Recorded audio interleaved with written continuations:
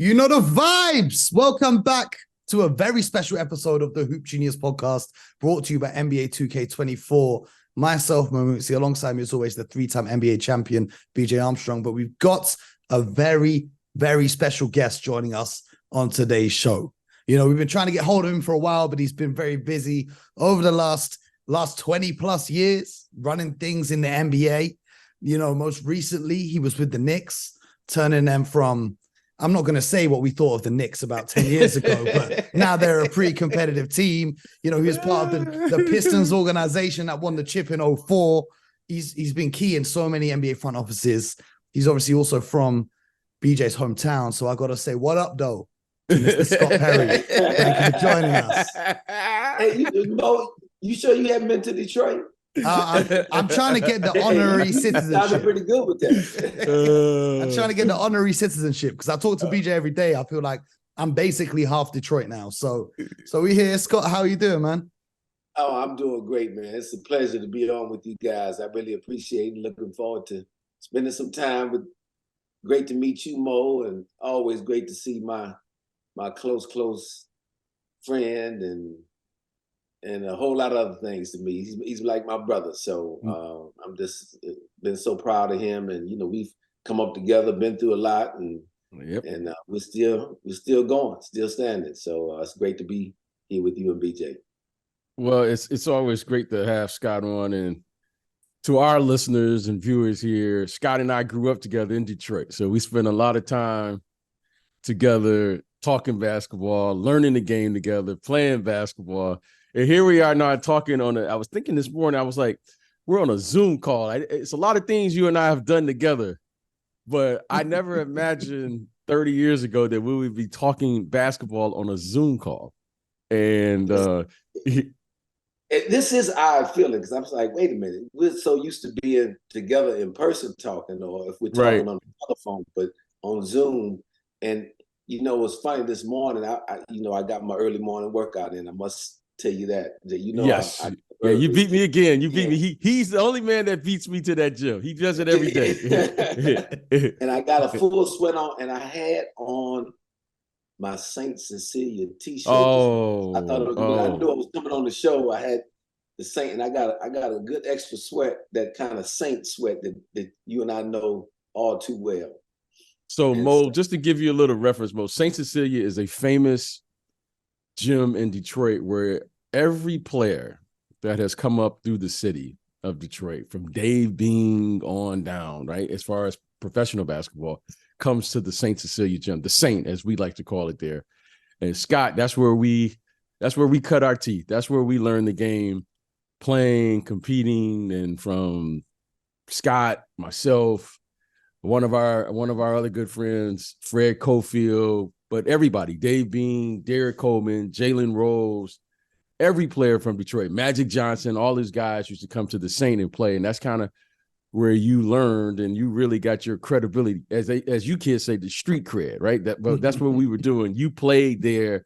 Isaiah Thomas, when he came Earn in your town, stripes, BJ. Earn your stripes. Yes.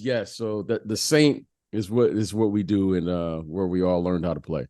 Man, that's love. I mean, I've got to call out my boys at this point because, you know, you're here doing the podcast and your childhood friends are NBA general manager. My friends ain't nowhere near being NBA general manager. So fellas, if you're listening, you got some work to do. You're letting me down over here. You know, it's great to finally have you on the show, Scott. You know, BJ's been saying since we started doing this is our third season now, third full season doing the show, that we need to get you on. But obviously you were busy doing things with the Knicks. Over the offseason, you've decided to kind of step away from that, a mutual decision to part ways. What kind of prompted a change in direction and taking some time away from the team? Well, I've been going 36 straight years of basketball, Mo. Coached for 13 years in college, then went straight into the NBA. Spent the past 23 years there in some wonderful places. You know, you mentioned Detroit earlier, where I spent over half my career, and then the last 6 years as general manager in New York, with some other good stops in between, like Seattle, Orlando, and Sacramento. But it was just time for me to kind of get a different look, get away for a little bit. I still got a lot of energy and a lot of basketball left in me. But the good thing that came out of everything, when I went to New York, and you alluded to it at the top of the show, the Knicks weren't in a good place at all. No. To put it mildly.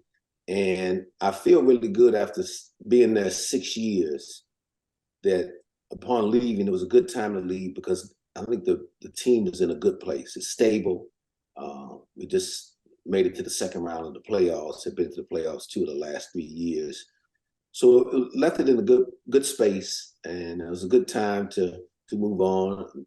Back down here in Florida now with my wife, who we've been apart the last couple of years because I've been up in New York and she's been down here running her art business, here in Delray Beach, Florida. So good break, and I'm just looking forward to this year and really still being heavily involved in basketball and seeing what lies ahead.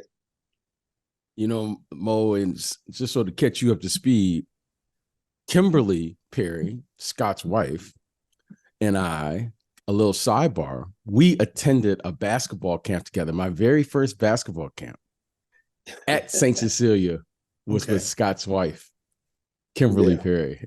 That's how far we go back. That's crazy. That's how far we go back, Mo. Your wingman right here, you know. I know BJ's there at the council. You got to meet my boy Scott. You know, I'm introducing to my boy. Now look at you guys, huh? I was just trying to learn how to dribble basketball back then, but that's how far we go back. Hey, you know, Scott, he learned pretty quickly though, Mo. He learned pretty quickly. He did indeed. So, Scott, you mentioned you've been involved in basketball, whether it's collegiate or the pros. So tell me about the game and what the evolution of the game before we get into the current game. Tell me the biggest change you've seen over your career as far as the young people now and the way the game is played, where the game is currently played under today's coaches and the rules and all the things that they're doing now. I'm going to start back in high school, which was when I was coaching in college. I started coaching in college back in 1988. And the landscape of high school basketball was much more traditional, kind of what we grew up with, BJ. The high schools, you know, young people stayed at home in their cities, played for their local high schools, whether they went to a public high school or a private high school, but they stayed in their cities and competed. Their high school coaches were a big part of their lives. And they were guys who had dedicated their time and careers to improving young players. Over time, I started to see a shift as AAU basketball started becoming more and more visible. And young people started traveling the country playing against each other in AAU. The AAU coach and AAU atmosphere, if you will, continued to really grow and have a strong influence. And so what happened, college coaches who used to go into high schools and recruit their players now started to go to all these AAU tournaments around the country in the summers to scout talent. And you started getting players that started to committing a lot earlier in the summers now. So players started to realize, wow, I'm going to earn my college scholarship really more so through AAU basketball than what I do with my high school team per se. So just started to see that influence started to shift in the game. And so young people, then I started seeing young people get individual trainers. See, when BJ and I grew up and we were playing, we used to organize ourselves. We would go to local recreation centers, guys would get together. We didn't have an adult there, really, other than who opened the gym. We were the ones that were selecting our own teams and doing all that kind of stuff. Now, you started having more hands-on coaching from that was going on, and young people were just kind of being led around a lot more. So that was the biggest change that I have seen, and just how the influence of the game going from high school coaches to AAU coaches kind of changed the mindset of a lot of younger players. And when I started coaching in college, you started noticing that the fundamental level was maybe not as great as it was before. The athleticism was excellent, has always been increasing since I've been starting. The level of athlete, running, jumping, speed, quickness.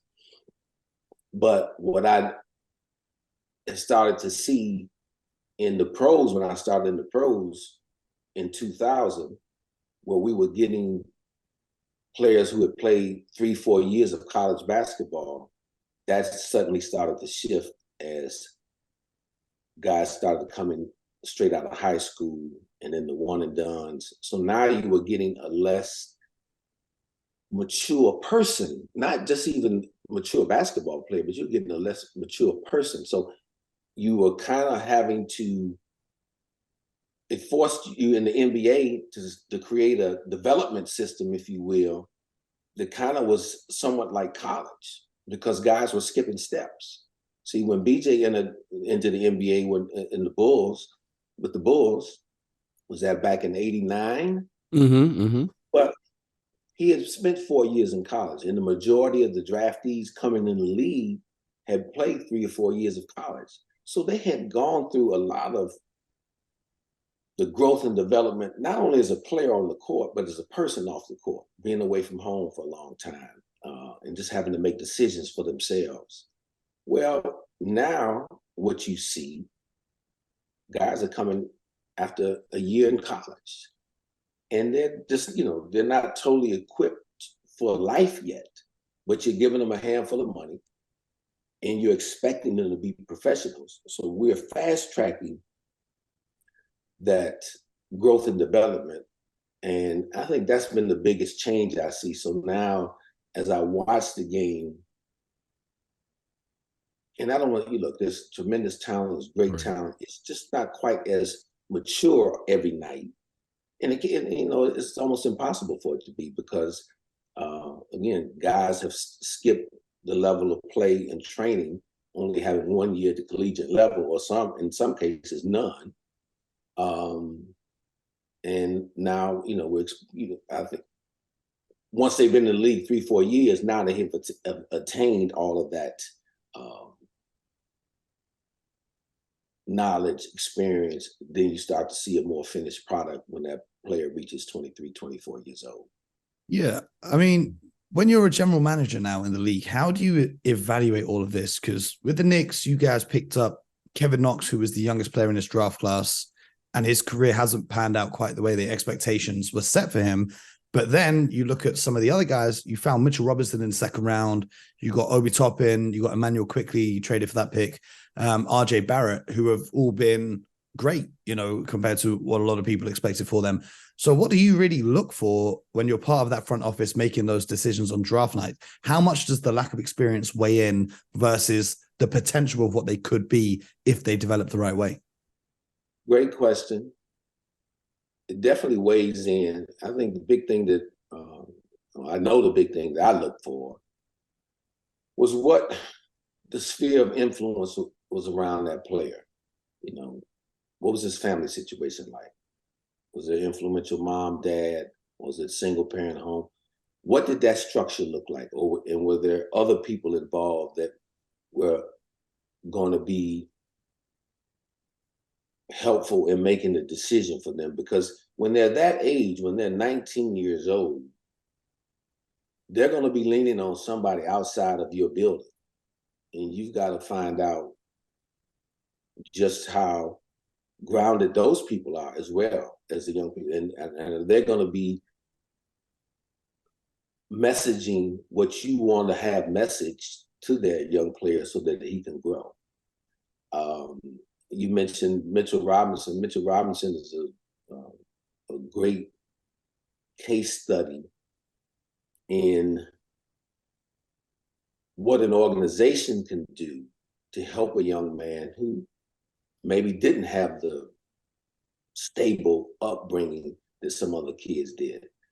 But, as an organization, we really put our arms around that kid, and we decided not only were we going to develop a basketball player, our mission was to develop a young person. And he probably is one of them, I shouldn't say probably, he is the player that I may be most proud of in my 23-year career, understanding where he came from. Mitchell wouldn't say 2 words when we first got it.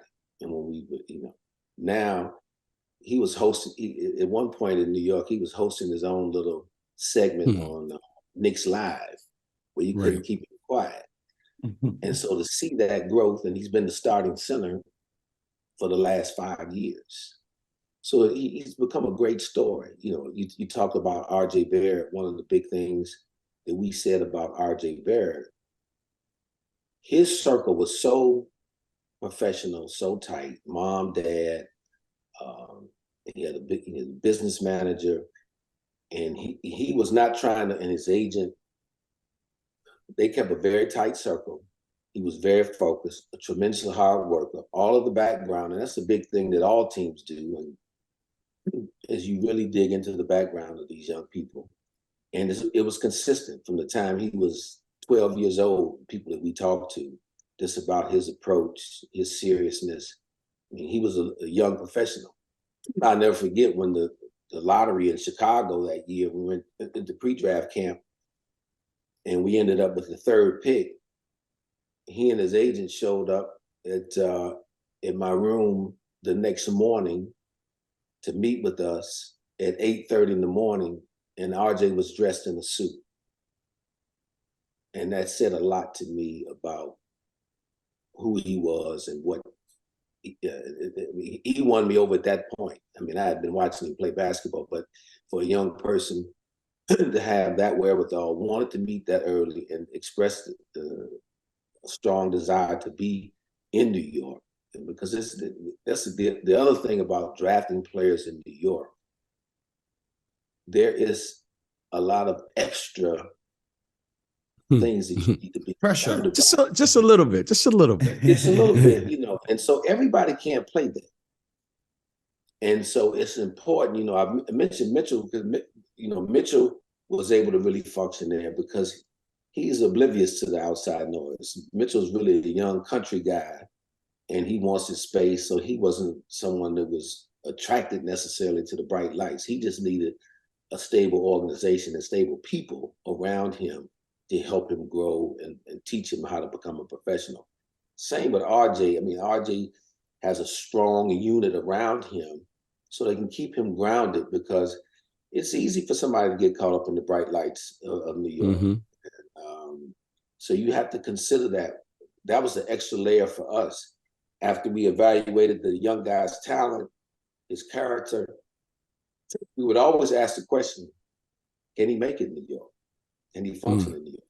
Now, we didn't do that necessarily in other cities that worked in. Now, Detroit, where we had a very strong identity and culture, the question was, does he fit who we are as an organization? And that was important. And we did the same in New York, but that extra layer is big. And that's why you see a lot of guys struggle to make it, or even if you trade for somebody, bring them in. That's another consideration in the trade or signing a free agent. You have to always be thinking about, can that guy deal with the scrutiny and the extra pressure that comes with playing in Madison Square Garden 41 nights a year? Scott, you made excellent points. And just so you know, Mo is our GM in waiting. He is going to be a GM in this league. That's okay. I like Mo it, is all into roster construction. I'm taking notes. Yeah, Mo is taking notes here, and we all know we've never heard Mo. Mo is just listening and absorbing everything today on the show. This is the quietest I've ever been. Scott is the only person that Mo is listening to like this. But I always tell this to Mo, and I always say, I said, Mo, you when you do become a GM, until you've been wrong, you haven't become a GM. You've never drafted before. And you mentioned a kid who is incredibly talented in Kevin Knox earlier, who's an incredibly talented player. But it's just more than playing for a situation that allows these younger players to make it. Scott, can you talk about fit, style of play, coaching changes? You mentioned here briefly about maybe the right city, whatever is happening. Talk about fit, because you see so many players that come into this league, and sometime on the first time they get to the right place, sometime a trade gets them to the right place, you'll see them prosper. Sometimes it never happened. But these young people are incredibly talented. And talk about fit, Scott, and how important that is, especially with today's young player, because of the inexperience of those players. That is huge. And I think that question gets to the central issue of every draft. I often would say, depending upon the draft and the depth of that draft and talent, that there may be 5 or 6 players who are not only good enough, but mentally strong enough and adaptive enough to be drafted by any of the 30 teams and make it. Can you say that again, Scott? I said that's 5 important. or 6 now. Yeah, that's what I'm saying. Out of 60. On that 5 or 60. 6, is that something that you learn through the pre-draft interviews, through the combine, or is that something you know before it even gets to that stage? At what point do you know who those players can be? For me personally, I've known it well before you even get to that stage. Just on my life's experience, I'm be turning 60 here in November. I can't believe I'm even saying that, but that I'm turning 60. But what you learn when you talk about fit for certain players, some guys can play underneath a strong-handed coach. Other players can't. So again, you got to be able. You have to know your own situation as a team. Who are we? Do we have a tough-minded coach, or do we have a finesse coach? And then now you start asking all these questions about the players. Does he fit in the way we want to play? If we want to play a game where we're shooting 53s and this guy is a slower paced player who needs to have the ball in his hands, he probably won't fit. To BJ's point, that's why you see guys bounce around so much. I think my best personal experience of putting all that together was during the time in Detroit, when we built a team basically from guys who didn't make it at a number of stops prior to coming to us. They were talented, like BJ said, but for a variety of reasons didn't make it at their previous stops. Give us some of the examples of those names, Scotty. Who are some of those players? Okay, I'm going to start with the guy who was the leader of the team, Chauncey Billups. Chauncey Billups, who I recruited in high school, was a great high school player, went on to Colorado, great player at Colorado, gets drafted by the Boston Celtics when Vic Pitino's the coach, who was wanted to press and run. Well, that wasn't Chauncey Billups' game. That was doomed to fail really from the start. So Chauncey never gained traction in Boston. And he goes to 4 other teams. I think he was in Orlando, Toronto, Denver. 5 other, and in Minnesota. Mm-hmm. And it was in Minnesota, and I can remember sitting with Joe Dumas, who was our president. Minnesota had a starting point guard at that time. His name was Terrell Brandon. I'm sure you remember that name. Yeah, I remember Terrell. He gets hurt in the middle of the year, and then Chauncey is thrust into the starting guard position. So he starts 25 games to finish the season or something like that, 25, 30 games. So it gave us a good window to what he could look like as a starter. And he played very well, helped the team get to the playoffs. And I remember our conversation was like, hey, if we give this guy the ability, give him the keys to the car, he could be our point guard. Give him the confidence that he needs, because having bounced around the 5 teams, invariably your confidence was a little bit shaken, but he was starting to gain it back there in Minnesota. And we just said, and again, I knew him as a young kid, thinking back to he was 16 years old. We talk about good foundation, solid family, all those kind of things, and he had that rough edge to him.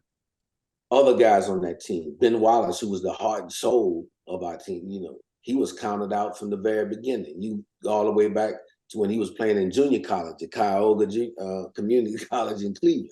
Nobody knew who Ben Wallace was, and then he goes to Virginia Union. He gets signs as a free agent with the Washington Wizards, or initially goes to Boston. And they had him at the small forward position, didn't they? Huh? They had him at the small forward position. Forward, and they tried to play him at the small forward. And let me give you a quick sidebar on that. Ben was so mad about that. He said, these people knew I couldn't play any small forward. They just were trying to get me cut from the beginning. He never let that go. You can go back and look in the history books when we were in Detroit. Every time we played Boston, at minimum, Ben was getting 20 rebounds. He took that personal, and I think if you brought it up to him to this day, his blood still would boil about that. But again, he had been at 3 different teams. He had been cut by Boston. He made it with Washington. It was kind of the end of the bench player. Didn't play much. Goes to Orlando. Plays with Doc Rivers. He's in the second unit there, starts to make a little name for himself because they had that, what they call that heart and hustle team down in Orlando. They went 500 with a lot of guys who weren't star players. They just were lunch pail, hard-working type guys. And when Grant Hill which was my first year, was deciding to leave and go to Orlando as a free agent, Joe wisely was able to go to him and say, well, we can help each other here. Let us make this a sign and trade. And that's how we ended up with Ben Wallace. They sent us back Ben Wallace in that deal. But Rasheed Wallace, again, we were his 4th team. Rip Hamilton, we were his 2nd team. But he had been at Washington. So 4 of our starting 5. And Tayshaun Prince slid in the draft. Most people had him going to lotteries out of Kentucky. He slid. So that became the common bond for that group. That, people don't respect us. They discarded us. Let's show them. And then our bench, which we were a deep team, guys like Corliss Williamson and Darvin Ham now, who's coaching, and Lindsey Hunter. All those guys had similar type stories. And I got a chance to really live and be a part of the gravity of when you're talking about fit and together. Because I would humbly submit that during that that decade that we were there in Detroit, our culture was as good as anybody's in the league.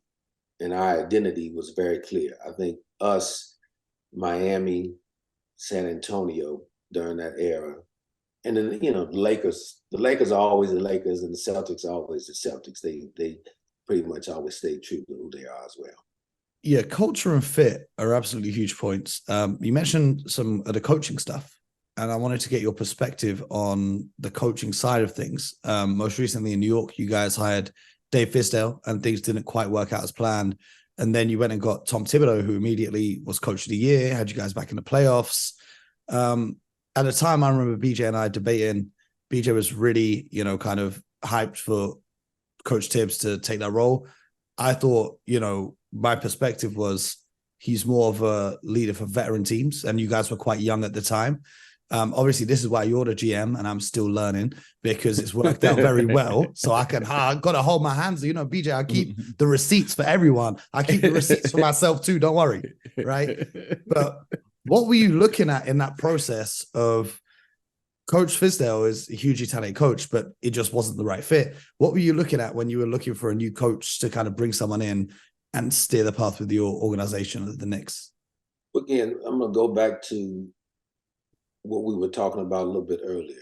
We wanted to make sure that we were going to establish who we are. Every night that you play the New York Knicks, this is what you're going to face. And what things that were important to us, we wanted to be a tougher team. We wanted to be a very good defensive team. We wanted to be a very physical team. That was important to us. And those are Tom Thibodeau's strengths. That's who he has been as a coach. even as an assistant coach a long time in the NBA before he had the opportunity to become a head coach, both in Chicago and in Minnesota. So the young guys we felt needed that a little bit extra accountability, that extra push, but we're ready for it. When you talk about Mitchell and RJ, we had just brought Julius Randle in the year before, who was ready to break out, if you will. I think his first year in New York, we brought him there, he felt a lot of pressure to really excel. Even though he averaged 20 a game, it wasn't the quality of game that he wanted or we wanted. But again, it took him a little while getting used to playing in New York, which he really did. So we knew that we were going to get that structure, that organization from Tom Thibodeau, and the players were ready to move on. And I think it was very important that his first year too, you talk about player acquisitions. I was able to get on the phone with my friend here and BJ Armstrong, who had a player who had played a long time for Tom Thibodeau, one Derrick Rose, and obviously worked with the general manager closely, who was in Detroit there, Troy Weaver. Detroit was trying to go super young at the time. So there was and that's the beauty of some trades sometimes. When it works for both sides. One team is going in one direction, the other, again, Detroit was trying to build through the draft and go with a lot of young people. So they probably weren't going to play Derrick as much. We were like, okay, we're ready to take that next step to the playoffs. We need a veteran player in here to help us.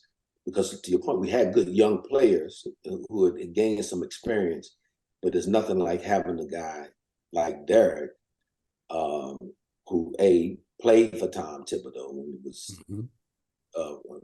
very important to Tom Thibodeau's success, obviously, over the years.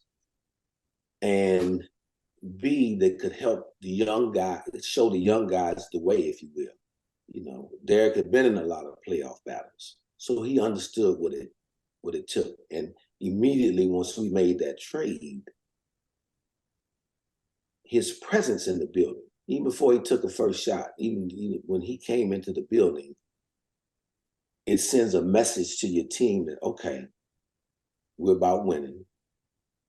We can make the playoffs, and it worked out great. I mean, Derrick had a tremendous year that year.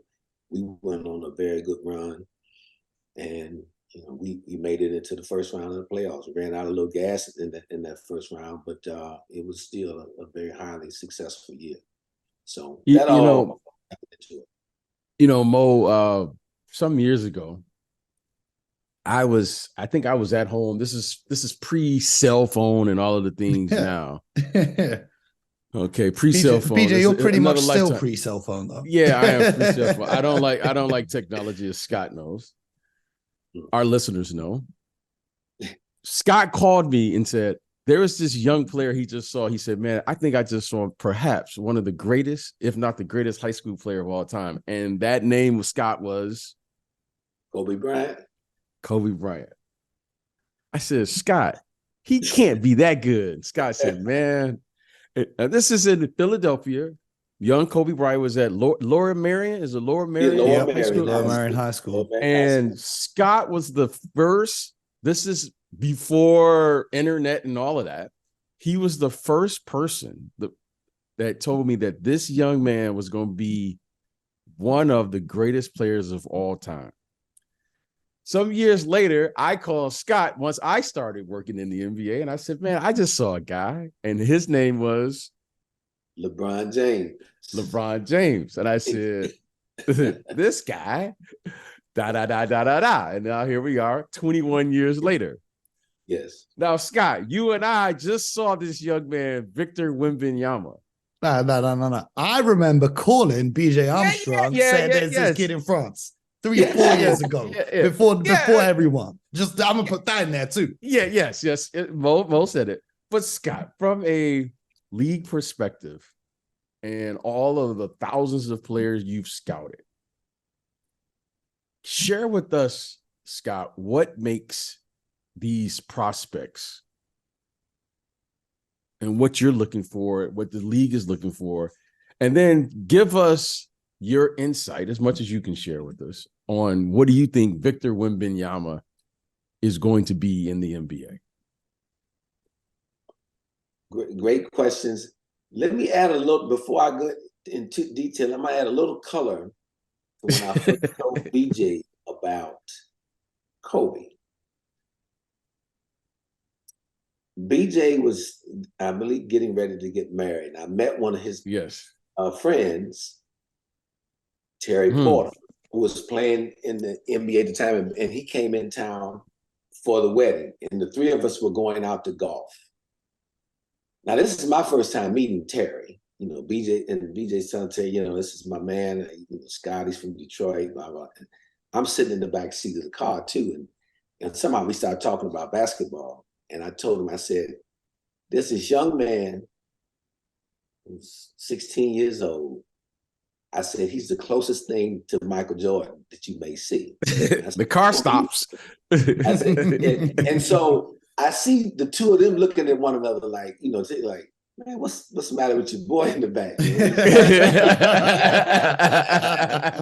And I said, his name is Kobe Bryant. So anyway, the rest was history. And but things that I saw in him that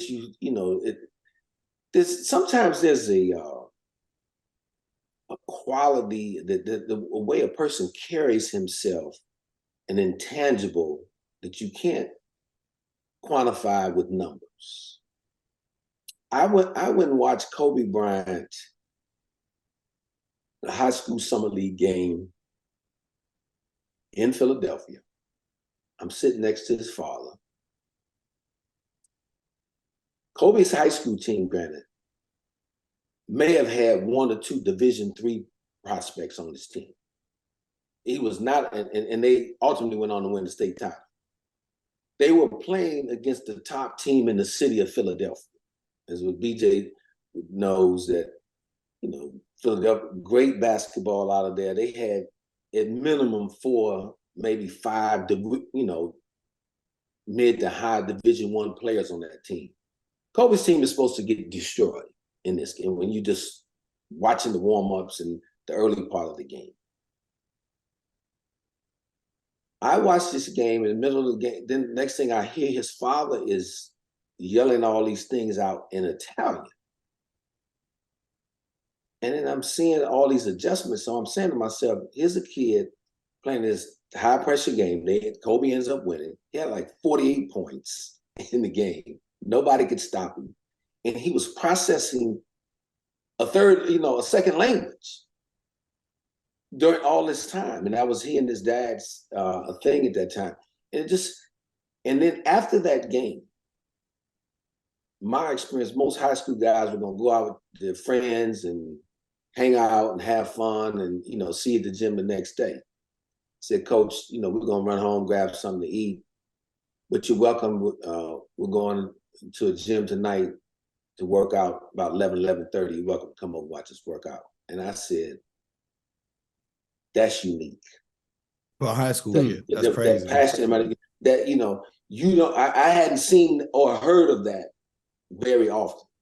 So that's why I was comfortable in saying that. I think this guy, he's really chasing greatness. He's putting everything else aside to become the best he can be. In his mind, he wanted to be the best player ever. So you look at him, and then, you know, when I first saw LeBron, I know BJ had gone to see another prospect. You know, that was the year that there were about 4 7-foot guys in high school. They were projected to go in the first round. And I think LeBron was a sophomore. I had heard his name one time before. I didn't know how good he was, but I had the guy Maverick Carter. When I was a college coach, I was trying to get Maverick to transfer to my university. I was the head coach of Eastern Kentucky. And he mentioned to me he was giving up basketball to go spend time with his cousin back home in Akron. I said, who's that? His name is LeBron James. It meant nothing to me at the time when he said it. LeBron probably was 8th, 9th grade, when he said that to me. But when BJ said, he said to me, he said, yeah, I know I was here to see these big fellas here. Said, but who is LeBron James? He said, 10th grade. He said, because what I saw, and then when I eventually saw him, he just had it. Yes. The combination of size, just feel for how to play, and how all the other players respond to them on the court. And BJ knows this better than any of us. When you're playing at that professional level, when you have the best of the best, and then you have that one guy, and BJ played with arguably the greatest guy ever. When he steps on that court, players on both sides, teammates and opponents, are like, okay, everything is being geared or directed toward him. He's impacting the play for 48 minutes. And there's only been a handful of guys that I can, say have done that. You start talking about the Magic Johnsons and Larry Birds and Kareems of the world, that's hard. So now you come along to a Victor Wembanyama, and not to apply any pressure to this young man, because I haven't had the luxury or the pleasure to have met him yet. But from what I've seen, and I spent a week in Las Vegas when he was here last year playing against Team Ignite, I haven't seen a 7'5" guy. Ralph Sampson probably was the closest in height in terms of having some agility like this. But one of the first things I noticed, I said, he's 7'5", but he can sit down and move his feet a little bit defensively. He can move like a guy 6'8", 6'9". That's rare. And he plays with people have tried to play him physically. It doesn't seem to bother him. Obviously, he's got to get stronger to accomplish what he needs. But I think the sky's the limit for that young man. And again, as fortune would have it, look, he's one of the guys in the draft that, again, any of the 30 teams, because he's so skilled and has the natural length and gifts, he probably would have made it. But boy, you talking about a fit going to San Antonio for him, a team that has done tremendous work, tremendous structure as an organization. Greg Popovich is a coach, coaches greats like Tim Duncan and David Robinson and those big people. And so he's in great hands there. So I think whatever he can become will get maximized there. All these great players in the NBA, they've got BJ and I spoke about this on yesterday's episode. There's just a few guys that can go to any team in the league and automatically there's an expectation that they make the playoffs or they make the conference finals and whatnot. I wanted to ask you about your time with the Knicks. There was a lot of talk about Kevin Durant and Kyrie Irving joining you guys when they were both free agents. They ended up going to the Brooklyn Nets across town from you. And as you guys missed out on those two, I think there were a lot of people out there who would then overcompensate for missing out on them by then overpaying for the next star that became available. So when Donovan Mitchell was getting traded from the Utah Jazz, everyone pretty much expected Donovan to go to the New York Knicks. I mean, you guys had young players, you had draft picks, but you actually sat tight and didn't go all in and sell the farm, so to speak, to get Donovan Mitchell. And then you guys ended up obviously winning that first round playoff series as well. So it seems to have worked out well. But what's the thought process and the decision-making behind when it's time to go all in for a star or when it's time to sit tight and work with what you already have and try and build on that? Right. Again, little different situations when you talk about Kevin and Kyrie versus Donovan. Yeah. Obviously, first because of the first two were free agents. And I had very good familiarity with Kevin Durant because I was part of the front office that drafted him in Seattle. So I spent his entire rookie year with him. Know Kevin great, tremendous talent. Would have loved to have him in New York. It didn't happen. To take you behind the scenes a little bit, in preparation for that offseason, what people don't realize, I think, again, all the media attention was Kevin and Kyrie. They're going to get them. You got to get them. But see, as a front office member, you have to have multiple plans. And this goes back to my days as a college coach when you recruited. You could do the very best recruiting job you want to do. But guess what? That player can only choose one school. And if he doesn't go to you, then what are you going to do? So that training helped out. Always had plans B and C. So what we had for us, like, okay, if we don't get Kevin and Kyrie or one or the other or neither, which ended up happening, what do we want to do? And so that plan, if you can recall, because we had already acquired some assets and some other trades earlier in the previous 2 years. But so I wanted to get some veteran players in there to help those young guys like RJ and Mitchell start to send and start to play what I call more meaningful basketball, meaning we're a team good enough to at least be pushing for a playoff position the final week or two in the season at minimum. So we went out, if you can call, we signed a lot of short-term deals. That's how we, Julius Randle was a target for us. If we don't get Kevin, because Julius Randle the year before had averaged 20 and 10 as a six-man in New Orleans. Mm-hmm. We could get him on a shorter-term deal. We did for him 2+1. And then we got guys like Marcus Morris, Bobby Portis, again, to increase the talent level, the toughness. Guys wanted to showcase their abilities all on 1+1 deals. And what it showed people around the league that, guys will come to New York because they weren't coming to New York for a while, good players. And they were going to be a bridge. Those who really helped us, we plan on keeping and moving forward with. Those that didn't, no harm, no foul, that they're able to go on to their next step. So that was the thinking there. So now fast forward, you go to Donovan Mitchell, who's an excellent basketball player, multi-year All-Star, tremendous young man, New York kid. But you got to ask yourself, if the other team that you're trading with is wanting to take 2/3 or 3/4 of all of your good young talent and all of your draft capital, is what is left behind going to be good enough for you to win or be better than what you are, if you just hold on to what you have and be a little patient. So that's the thought process in that. And obviously we made a push to trade for him, but it was going to be done within reason. We felt that because he was a good player, but he needed more around him to win. Because if he was that singular force, Utah probably would have been in the conference finals. If he was that singular force. But he wasn't that singular force. Again, and that's not a criticism on him. That's just an evaluation that you must make.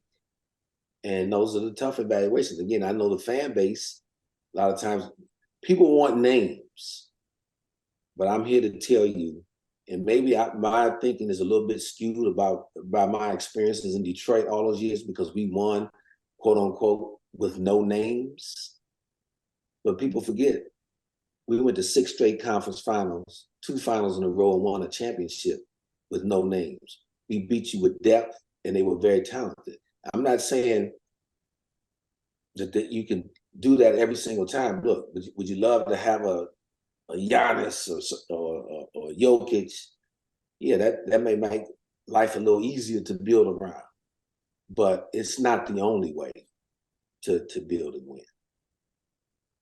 Well, Coach, we could sit here talking and you give us here. This has been fantastic. Mo, I hope you're picking up all of this knowledge. I'm taking notes. I'm taking notes. I'm taking notes big time. And the big thing is, there's a lot, I think, what Scott has said, shared with us here today on how difficult and complex this is. You know, it's one thing what we read in the media, and then there's another thing what actually goes behind the scenes, because you're having to make these evaluations on, you know, based on the information they're able to get. But before we let you get out of here, Scotty, just what's next on the horizon for Scott Perry? And please, would you come back again when whatever is next? You are First of all, go ahead. Whenever you need me, I'm back. I'm coming back. Okay. Yes. I mean, because this has been fantastic. I hope our listeners have enjoyed this as much as we have. But what's next now for Scott Perry?